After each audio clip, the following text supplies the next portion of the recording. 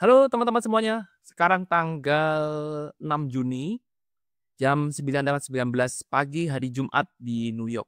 Kita bertemu kembali di kuliah spiritual dan kali ini saya akan melanjutkan cerita dari tulisan saya yang ada di Practical Ho'oponopono. Bagi teman-teman yang belum daftar di Practical Ho'oponopono, silakan daftar, nanti linknya ada di kolom deskripsi. Daftar aja, masuk gratis. Ya, masuk ke nanti Anda bisa lihat hampir setiap hari saya membuat tulisan-tulisan berisi tentang perjalanan spiritual yang saya alami. Ya, saya sharingkan di situ agar teman-teman juga bisa belajar. Nah, kemarin kita belajar tentang arti dari penderitaan, ya. Jadi kita melihat dari berbagai macam sisi. Part pertama kita lihat dari sisi pandang dunia spiritual. Part kedua kita lihat dari sisi pandang dunia psikologi. Dan sekarang adalah part ketiga, kita mau lihat dari sisi pandang dunia sains. Ya, ini sangat-sangat menarik teman-teman. Mari kita segera mulai tanpa panjang lebar lagi. Sebelum saya mulai, jangan lupa ada kelas Reconnect nanti tanggal 11 Juni ya. Mulai 11 Juni hari Rabu jam 21 WIB. Ini live Zoom ya, teman-teman. Ini live Zoom. Live Zoom. Teman-teman semuanya boleh ikutan, daftar aja. Ini di kelas.irwanhero@gmail.com. Ini kita bicara tentang spiritual murni. Jadi topiknya yang benar-benar spiritual. Ya, jadi ini topik yang super duper menarik. Kita akan menemukan atau kita akan belajar banyak hal. Ya, segala sesuatu kita juga akan diskusi dan tanya jawab tentang hal-hal yang mungkin selama ini teman-teman nggak bisa tanyakan. Ya, nanti kita akan bahas dan ada insight-insight baru yang akan membuat hidup kita jadi lebih baik. Datang aja di kelas Reconnect, daftar di kelas.irwanhero@gmail.com. Oke? Sekedar mengingatkan. Oke, sekarang kita lanjut lagi. Sekarang kita lanjutkan ceritanya. Saya nggak buat versi tulisannya untuk yang ini. Ya, jadi yang part ketiga nanti saya buatnya di video ini ya. Oke, kita lanjutkan ceritanya. Sekarang si Budi, ya Budi itu ya. Budi dan guru ya akhirnya sampai ke rumahnya Mas Einstein. Wih. Ya ini cuma cerita hayalan aja ya. Akhirnya sampai ke Mas Einstein, seperti yang kita tahu bahwa Mas Einstein ini adalah orang yang ahli di dunia sains. Ya, akhirnya mereka datang ke rumah dan kemudian menyampaikan, "Oke, maksud saya datang ke sini karena saya ingin ngajak kamu diskusi. Tadi saya sudah diskusi dengan guru, ya ini guru spiritual ya. Kita si Budi ini psikologi. Ya, ini adalah spiritual. Ya, dan sekarang kita pengen tahu dari dunia sains nih. Bagaimana dunia sains melihat tentang penderitaan atau bagaimana dunia sains menerjemahkan kenapa manusia bisa menderita ya. Oke, mari kita akan simak. Akhirnya Einstein menjelaskan sekarang ya. Saya menceritakan ulang apa yang dijelaskan oleh Einstein. Oke. Nah, ini Mas Einstein langsung dengan sukacita. "Oh, saya suka diskusi seperti ini." Ya, apalagi kalian semuanya humble. Saya pun juga sudah belajar dari diskusi kalian. Dari Budi, seorang psikolog, guru spiritual, semuanya humble. Sekarang saatnya saya sharing. Oke, dari sisi sains. Nah, dikatakan seperti ini. Maka apa bagian terkecil dari materi? Jadi kita ini materi kan? Ya. Apa bagian terkecil dari materi? Bagian terkecil dari materi adalah atom. Dah, langsung to the point. Oke? Nah, kalau bagi kita yang ngerti sains, kita ngomong atom gampang. Tapi bagi yang tidak mengerti sains, karena guru spiritual dan psikolog Budi, seorang psikolog, dia tidak mengerti atom itu apa. Maka paling gampang kita terjemahkan atom itu hampir sama seperti huruf. Ya, huruf. Jadi ketika atom bergabung dengan atom, ya ini atom satu bergabung dengan atom lain, membentuk namanya molekul. Molekul ini adalah kata. Nah, paling gampang ya, kata. Nah, simple banget penjelasannya. Jago nih si Einstein menjelaskan sesuatu. Sehingga semua orang bisa mengerti. Gak pakai bahasa yang ruwet-ruwet. Kata. Oke. Molekul dan molekul bergabung Molekul dan molekul U. Ini pulpen saya ketoret-toret. Molekul dan molekul bergabung menjadi organ. Boleh aja. Menjadi satu hal yang lebih besar. Nah, kita sebut aja ini sebagai apa? Sel, misalkan boleh menjadi sel, organ, boleh apa. Pokoknya ini semakin ke sini semakin membesar. Simpel ya. Ini sama seperti kalimat. Nah, oke. Saya kasih contoh nih. Paling sederhana, oke? Misalkan sekarang kita ambil kalimat tidur misalkan. T I D U R. Ya, sebagai satu kesatuan. Ketika kita lihat huruf yang ada di dalam ini, huruf apa aja? T hurufnya, ada I, ada D, ada U, ada R. Ya, oke? Hurufnya ini adalah seperti atom, dialah yang menyusun. Ketika T bergabung dengan I bergabung dengan D bergabung dengan U dan R, maka membentuk sebuah kata. Ini kan kata, benar? Kata. Kata apa? Tidur. Jadi ada meaningnya. Ya. Nah, kalau ini bergabung lagi, maka membentuk sebuah kalimat. Misalkan saya sedang atau lagi, ya sedang tidur, misalkan sedang tidur, atau jangan ngomong saya deh, misalkan Bapak sedang tidur, misalkan Bapak saya sedang tidur, maka ini membentuk sebuah kalimat. Jadi lebih besar lagi. Ya, tidurnya ada di sini, gabungan dari berbagai macam kata. Ya, ini kan kata, ini kan kata, ini kan kata. Jadi berbagai macam kata membentuk kalimat. Tapi kalau kita perhatikan, semua itu berasal dari namanya satu yang paling esensial adalah huruf. Benar? Tanpa huruf bisa nggak ada kata? Nggak bisa. Itu arti dari esensial. Nggak mungkin ada kata kalau huruf tidak ada. Ya, demikian juga dengan kalimat. Apa mungkin kalimat ada kalau kata tidak ada? Atau lebih dalamnya lagi, apa mungkin kalimat ada kalau huruf tidak ada? Ya nggak mungkin. Sampai sini ngikutin ya. Oke. Sehingga kalau kita lihat sekarang, atomnya adalah bagian paling esensi. Jadi kalau atom tidak ada, mana mungkin materi itu ada. Jadi kita geser ke bawah, maka membentuk sebuah materi di bawah ini. Ya, ini atom adalah bagian yang paling esensial. Sama seperti huruf. Sampai sini bisa ngikutin? Ya, ini kita ngomong sains. Jadi, kalau sekarang kita lihat, apa yang terjadi kalau sekarang T tidak berikatan lagi dengan I tidak berikatan lagi dengan D tidak berikatan lagi dengan U, dan R, ya jadi berikatan nih kan, satu sama lain. Sehingga mereka sekarang memutuskan untuk berpisah. Maka sekarang jadinya seperti ini. T, D, I, R, U. Karena mereka berantem, yang tadinya T ikatan dengan I ikatan dengan D ikatan dengan U ikatan dengan R, membentuk kata tidur, kata yang bagus. Ya sekarang, karena mereka berantem, sekarang berantakan. Mereka berantakan membentuk sebuah kata yang gak ada artinya. Jadi kata ada dua macam, kata yang ada arti, ada kata yang tidak ada arti. Ya ini kata yang tidak ada arti seperti ini, oke, terjadi. Ini namanya kata, ini dalam struktur atom, kalau ini disebut dengan struktur atom yang stabil, karena katanya punya arti. Kalau ini adalah struktur kata yang unstable. Tidak stabil. Sehingga yang tidak stabil gampang terpecah. Akhirnya ketika mereka terpecah, mereka akan kembali lagi menjadi huruf. Jadi segala sesuatunya akan kembali lagi menuju ke sifat esensialnya. Catat, segala sesuatu akan kembali lagi ke sifat esensialnya. Ini ada sebuah rumus di mana kita memainkan game of life. Hidup seperti ini.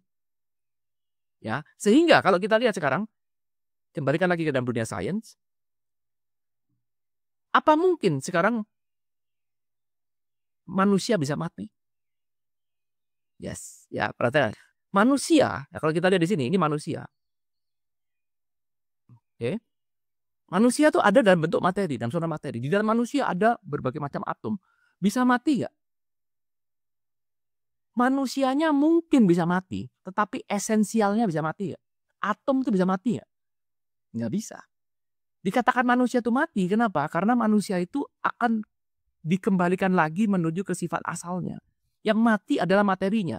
Jadi kalau kita terjemahkan dalam bentuk yang sederhana seperti ini, kita mulai dari kata aja dah. Katanya sudah nggak karu-karuan. Jadi dia yang tadinya stabil sekarang berantem sendiri, lalu kemudian dia menjadi kata TDIRU. Apa ini? Nggak tahu ya. Maka TDIRU ini akibatnya menjadi unstable. Sifat unstable inilah yang disebut dengan mati. Sehingga unstable ini akhirnya akan terpecah kembali lagi menuju ke sifat esensialnya, yaitu adalah demikian juga dengan tubuh kita. Jadi yang dikatakan mati adalah tubuhnya yang mati. Betul. Dikatakan mati adalah materinya. Kenapa mati? Karena atom-atom yang tadinya berikatan dalam bentuk molekul, dalam bentuk sel, mereka akhirnya berantem sendiri dan akhirnya terjadilah penyakit, terjadilah penuaan dan akhirnya terpecah. Terpecah kembali lagi menjadi unsur esensialnya. Unsur esensialnya bisa mati ya? Gak bisa. Ya, ini confirm dengan pernyataan dari ajaran spiritual yang mengatakan bahwa manusia itu sebenarnya nggak bisa mati. Yang nggak bisa mati adalah esensi dari manusia. Materinya, yes, tapi jangan salah. Apa pembentuk dari materi? Atom. Apa pembentuk dari kata? Kalimat. Apa bentuk dari kalimat? Kata. Apa bentuk dari kata? Huruf. Mau kata itu berantakan kayak apapun, akan akhirnya kembali lagi menuju ke huruf. Betul? Oke ya, saya lanjutin ya. Ini makin seru nih. Topik kita nih makin seru kalau kita ngomong sains ya. Oke. Nah, sekarang pertanyaannya adalah pertanyaan ini ya. Apa yang membuat atom ini kok terpecah belah? Ya. Apa yang menyebabkan tadi ya sudah stabil ya kayak kita sekarang sebagai manusia ketika kita muda peak performance umur 25 misalkan, kita ada peak performance, tiba-tiba setelah itu tiba-tiba ngedrop. Ya, kita peak performance lalu kemudian tiba-tiba ngedrop kena faktor U. Makin lama makin drop. Setelah kita umur 25, pencernaan kita makin ngedrop, ya kemudian kesehatan kita pun juga semakin ngedrop, cara kita menghadapi berbagai macam kuman penyakit pun makin tahun makin ngedrop. Kenapa bisa begitu? Karena ada sebuah hukum yang mengatur. Hukum itu adalah hukum termodinamika. Sudah pernah saya bahas kan? Ya. Hukum itu namanya hukum termodinamika yang kedua, yaitu adalah hukum entropi. Pada dasarnya adalah alam ini akan membuat segala sesuatu yang stabil menjadi chaos. Catat. Ini tuh aturan mainnya. Jangan tanya, kenapa? No. Ini yang terjadi, ini aturan mainnya. Memang segala sesuatu yang stabil akan diarahkan menuju ke chaos. Kita bisa bicara panjang lebar tentang hukum termodinamik ini. Sudah dibahas dengan sangat lengkap di kelas premium. Kalau teman-teman mau lihat, silakan ikut kelas premium. Lengkap banget di situ dibahas dengan super detail. Tapi sekarang di sini cukup tahu aja. Rumusnya stabil menuju ke chaos. Oke. Nah, hukum termodinamika ini ada di dalam space. Di dalam space. Jadi ini berlakunya di dalam space. Di dalam sebuah space. Dan space menggunakan time untuk melakukan itu.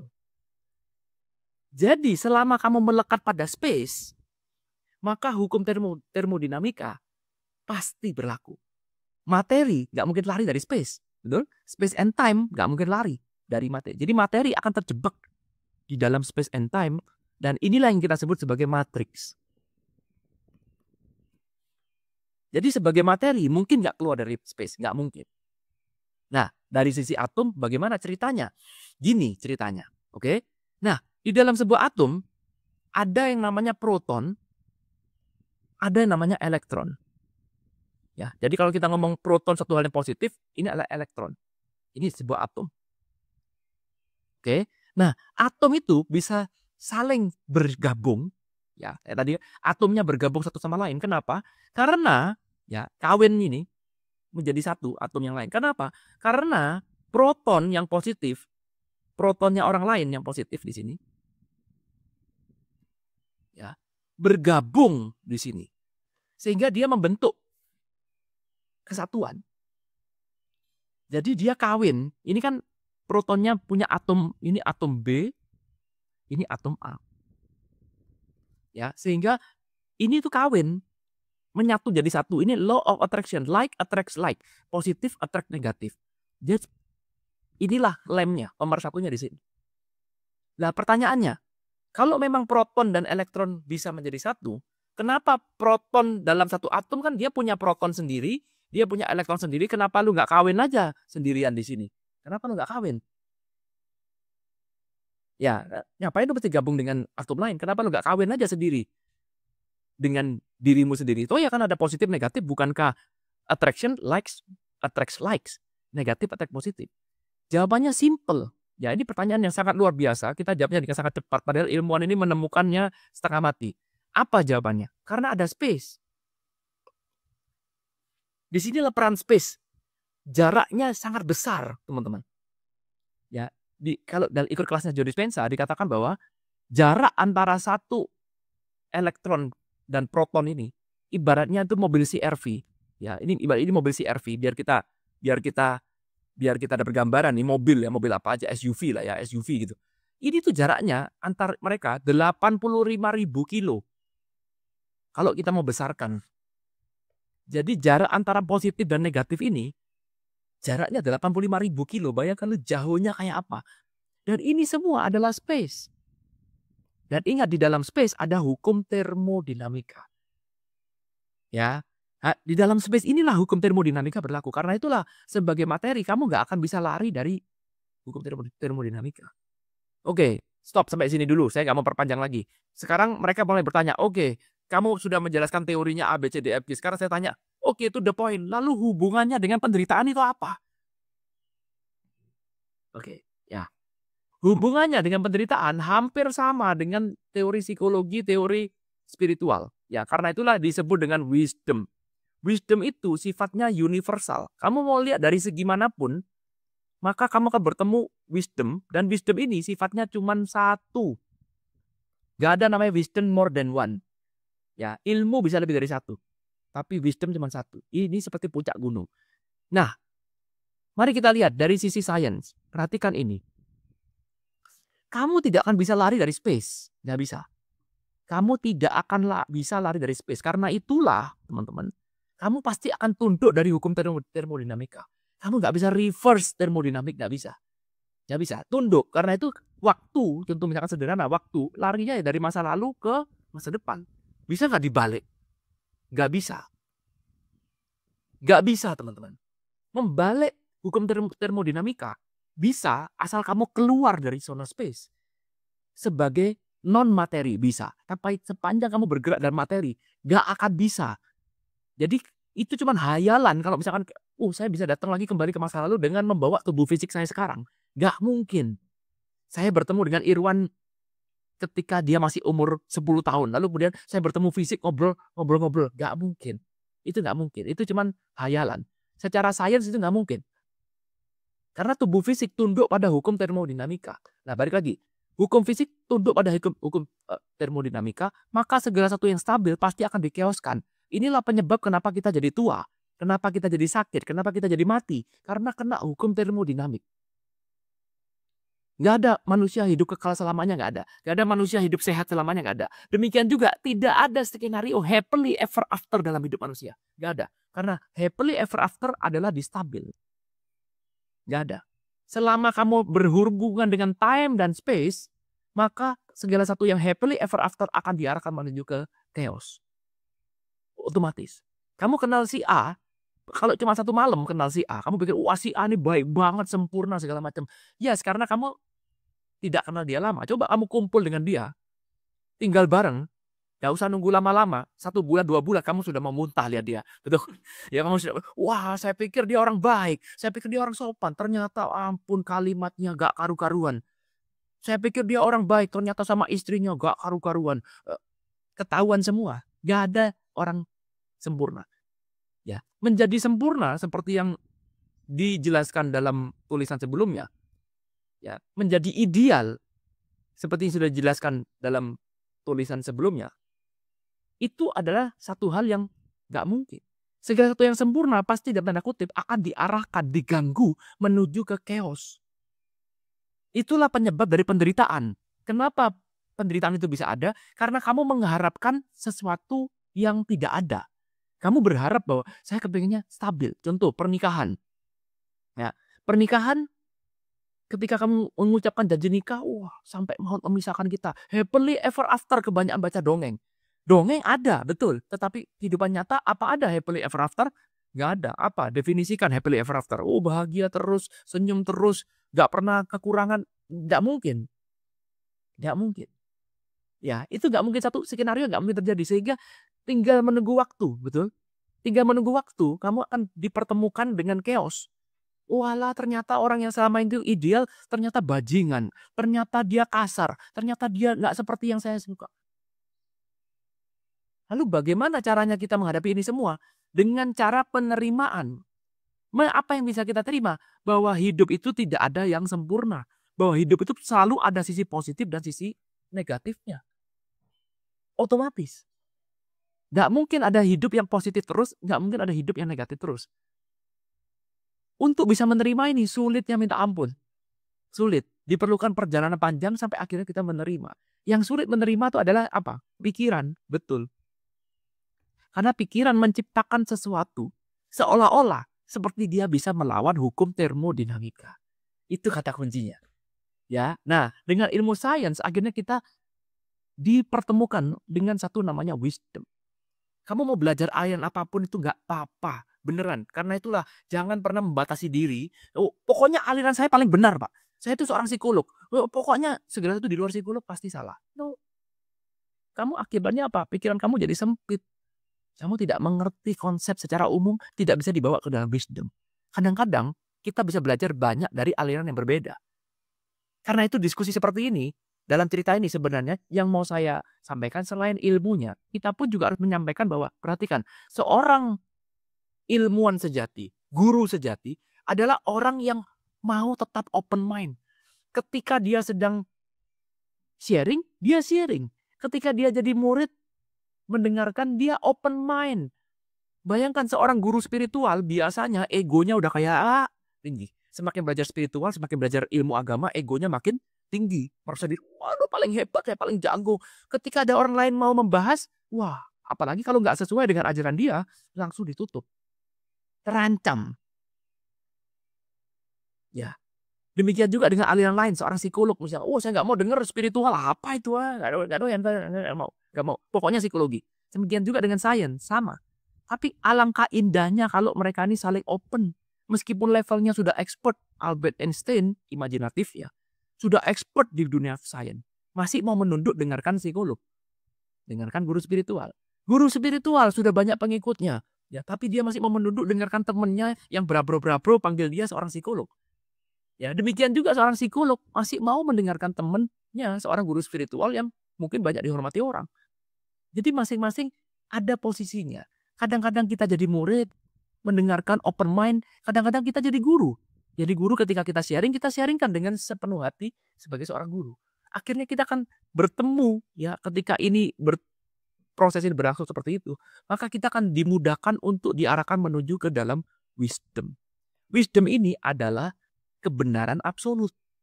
Perjalanan menuju ke wisdom. Semua orang tujuan end goal kita adalah menuju ke sini kan. Ya, karena itu jangan dikit-dikit nutup diri. Merasa sombong udah tahu segalanya, merasa ilmu saya paling tinggi. Ini enggak ada, saling melengkapin. Psikologi bisa melengkapin, spiritual saling melengkapin, sains pun saling melengkapi. Karena wisdom arahnya cuma satu. Gak mungkin kamu mengatakan sains itu adalah ancaman bagi ilmu saya. Lah berarti ada yang salah dengan ilmu kamu. Gak ada ilmu yang saling mengancam. Perhatikan di sini. Semuanya akhirnya bertemu satu titik yang sama kan? Bukankah itu tadi juga dibahas dalam psikologi? Bukankah itu tadi juga dibahas dalam spiritual? Ternyata sains itu juga menyuarakan hal yang sama. Dan itulah disebut dengan wisdom. Semoga bisa memberikan insight teman-teman. Karena nanti di kelas Reconnect yang akan kita pelajari nanti. Kita akan belajar tentang wisdom. Ya, kita akan belajar tentang wisdom, dan wisdom. Open mind. Kita akan bertemu dengan ilmu-ilmu seperti ini.